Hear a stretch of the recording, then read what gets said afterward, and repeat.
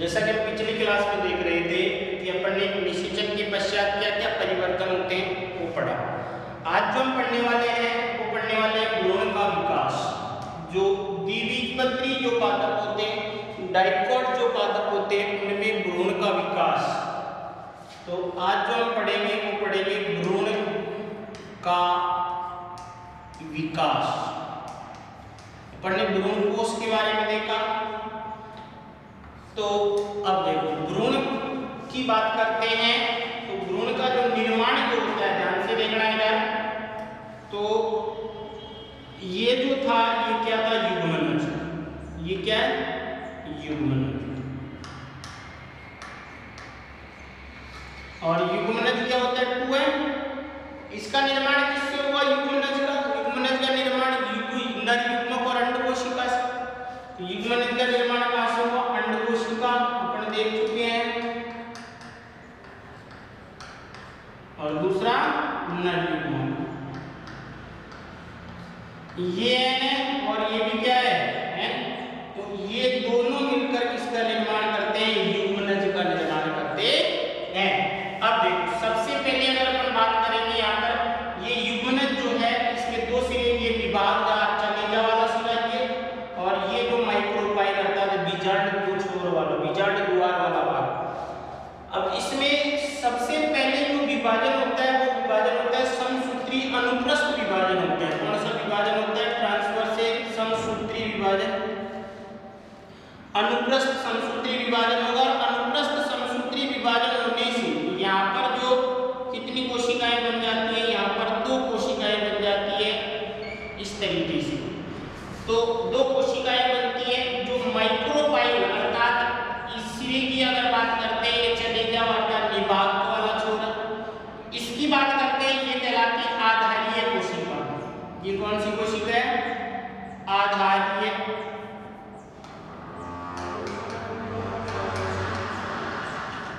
आधारीय कोशिका, basal cell. और ये जो है ये है शीर्षस्थ कोशिका। ये क्या है, शीर्षस्थ कोशिका। तो यहाँ पर कितनी कोशिकाएं बन गई, 2 कोशिकाएं बन जाती है, एक आधारीय कोशिका और एक शीर्षस्थ कोशिका। क्लियर। अब सबसे पहले अपन बात कर लेते हैं आधारीय कोशिका की। तो आधारीय कोशिका जो है इसमें लगातार क्या होते हैं, अनुप्रस्थ विभाजन होते हैं। 8 से 10 अनुप्रस्थ विभाजन होते हैं, जिससे लगभग 8 से 10 कोशिकीय अवस्था का क्या बन जाता है, यहाँ पर संरचना का निर्माण होता है।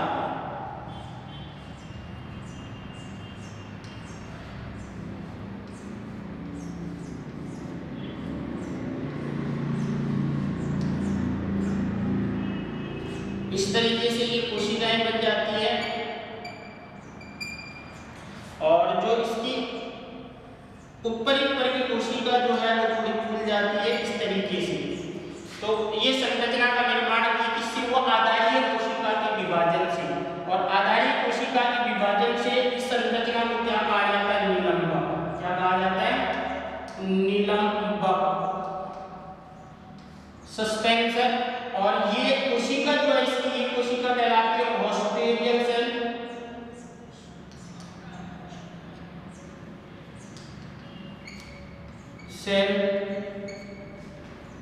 हॉस्टेरियल सेल।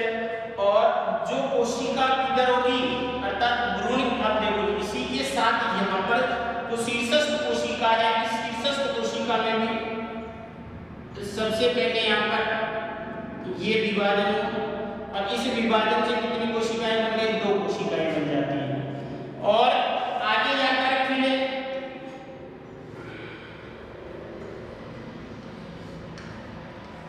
इस तरीके से ये तो क्या है, निलंबक।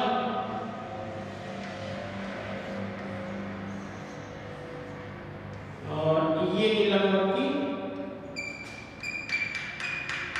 और ये जो है इसमें कौन सा विभाजन होगा, फिर इसके लंबवत विभाजन होगा। और लंबवत विभाजन होने से कितनी कोशिकाएं बन जाती है, 4 कोशिकाएं बन जाती है। और इसके बाद में फिर इसमें विभाजन होता है। इसके विभाजन होने से कितनी कोशिकाएं बनती है, 8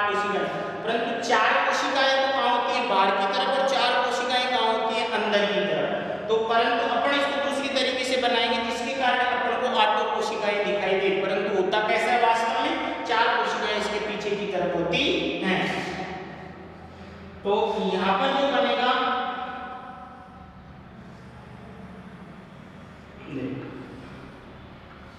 चार, 1 2 3 4 5 6 7 और 8, ये 8 कोशिकीय होगा। और ये जो है इसका, और ध्यान से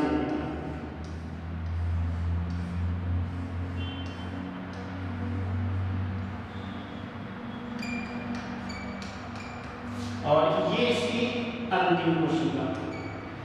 अब देखो, जो सस्पेंशन जो है अर्थात जो निलंबक जो है, इस निलंबक की कौन सी कोशिका, जो भ्रूण की तरफ की कोशिका है, उस कोशिका को कहा जाता है हाइपोफाइसिस। हाइपोफाइसिस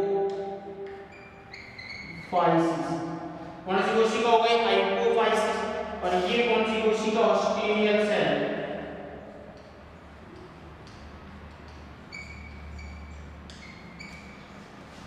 अब देखो ये निलंबक का कार्य क्या है, पहले तो ये देखना है अपन। ये निलंबक का कार्य क्या है, ये निलंबक जो है भ्रूण को किधर की तरफ, भ्रूण कोश में धकेलने का कार्य करता है। देखो यहाँ पे समझने की कोशिश करते हैं। जैसे मान लो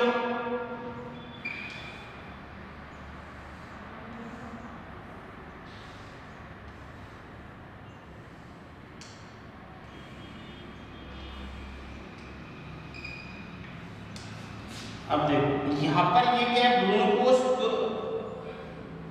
और यहाँ पर ये क्या बनेगा, भ्रूणकोश विकसित होकर जो पोषक से भरपूर है।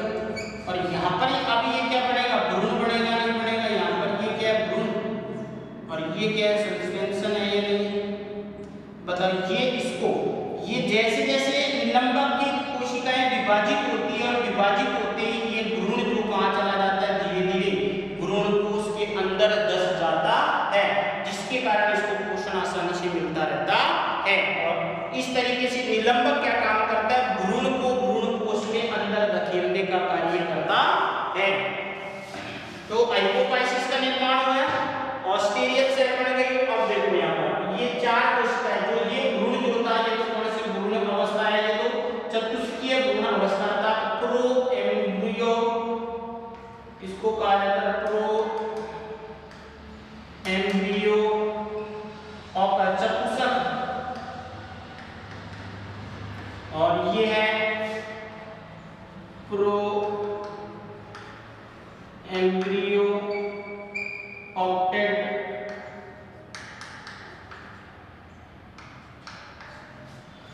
अब देखो तो यहाँ पर ये भ्रूण जो है आगे जाकर इसमें अब क्या होगा, एक पेरिनाइनल अर्थात परिणत विभाजन होता है।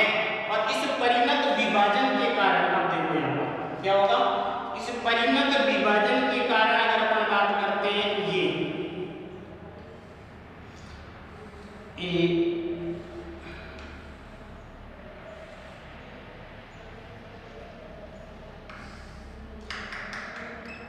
अब इसमें कौन सा विभाजन होगा, परिणत विभाजन होगा। परिणत विभाजन होने से कितनी कोशिकाएं बन जाएगी, 8 से 16 कोशिकाएं बन जाती हैं। तो ये जो है, ये बाहरी आवरण जो है इसका, ये तो कहलाता है डर्मेटोजन। क्या कहलाएगा, डर्मेटोजन। और इसी डर्मेटोजन से इसका निर्माण होगा एपिडर्मिस। इसका एपिडर्मिस, इसका निर्माण होता है एपिडर्मिस से। अब देखो साथ में यहाँ पर क्या होगा, जो हाइपोफाइसिस जो था, वो हाइपोफाइसिस कौन सी कोशिका है, वह कोशिका निलंबक में प्रारंभिक अंतिम कोशिका जो किससे जुड़ी हुई है, भ्रूण से जुड़ी हुई है, उस कोशिका को क्या कहा जाता है, हाइपोफाइसिस कहा जाता है। और इस हाइपोफाइसिस जो है, इस हाइपोफाइसिस में विभाजन होगा, और विभाजन होने से कितनी कोशिकाएं बन जाती है, 8 कोशिकाएं। इस कोशिका से कितनी कोशिकाएं बन जाती है, 8 कोशिकाएं बन जाती। इस तरीके से ये 8 कोशिकीय हो जाता है। और ये इसका क्या हो जाएगा, यहाँ पर निलंबक। इस संरचना का क्या होता है, निर्माण होता है।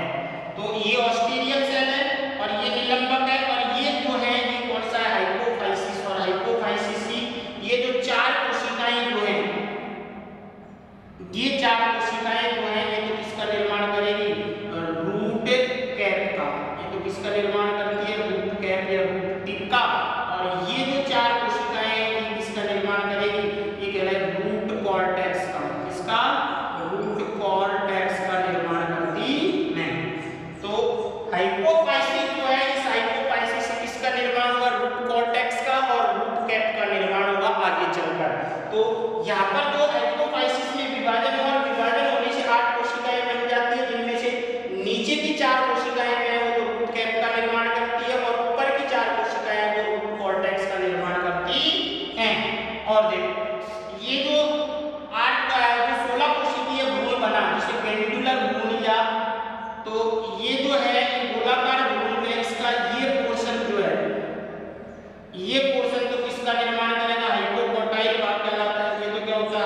हाइपोकोटाइल, ये तो किसका निर्माण करेगा?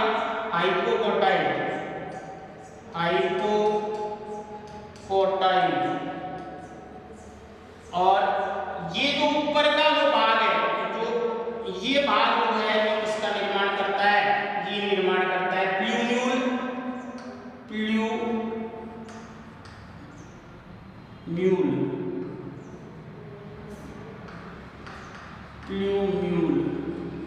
ये तो प्लूम्यूल। और इसका निर्माण करेगा ये बीज पत्रों का निर्माण करता, बीज पत्र, इसका निर्माण करेगा, बीज पत्र का निर्माण करता है। और ये जो भ्रूण है ये कौन सा भ्रूण कहलाता है? ये कहलाता है गोलाकार भ्रूण। क्या हुआ है? ये कौन सी शेप में है? गोलाकार भ्रूण, ग्लैंडुलर भ्रूण। क्या कहलाएगा? ग्लैंडुलर भ्रूण कहलाता है।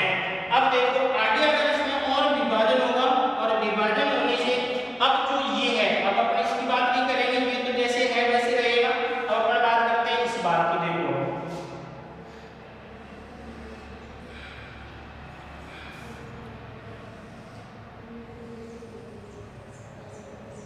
ये तो 1